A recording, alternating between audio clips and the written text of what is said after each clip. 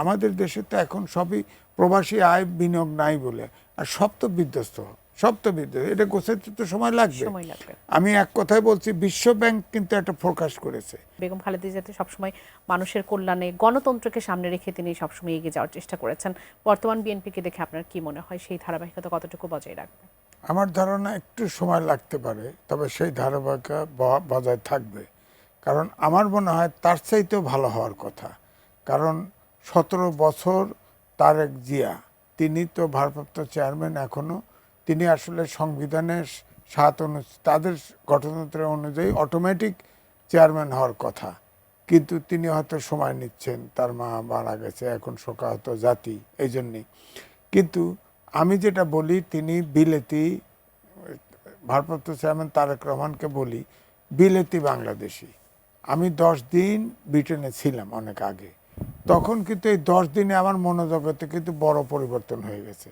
আমরা তো ব্রিটেনের রাজা আছে, সেখানে প্রধানমন্ত্রী আছে, দল আছে, উত্থান পতন আছে, ব্রিক্স হওয়ার সময় অনেক উত্থান পতন হয়েছে। তারপরেও সেখানে আইনের শাসন আছে, সুশাসন আছে, এবং গণতন্ত্র, আপনার লিখিত কনস্টিটিউশন নেই কিন্তু দেশ চলে।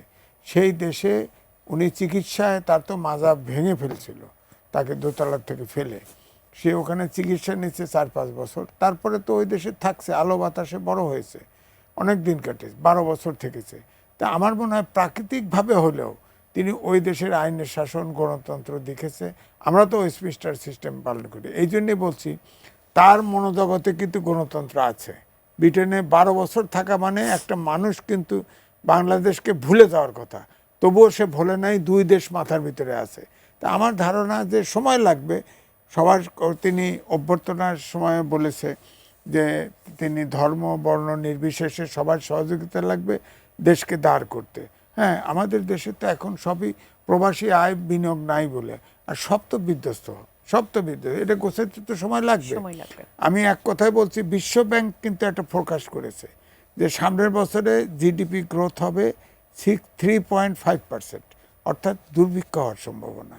এই সময়ে ধরেন বিএনপি বড় দল, আমরা আশা করতেছি বিএনপি সরকার গঠন করবে।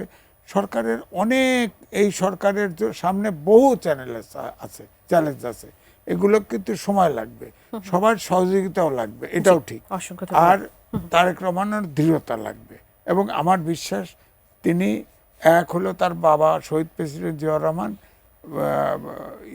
মা বেগম খালেদা জিয়া, তারই রক্ত প্রবাহিত হয়েছে। আমার মনে হয় সময় দিলে তিনি পারবেন।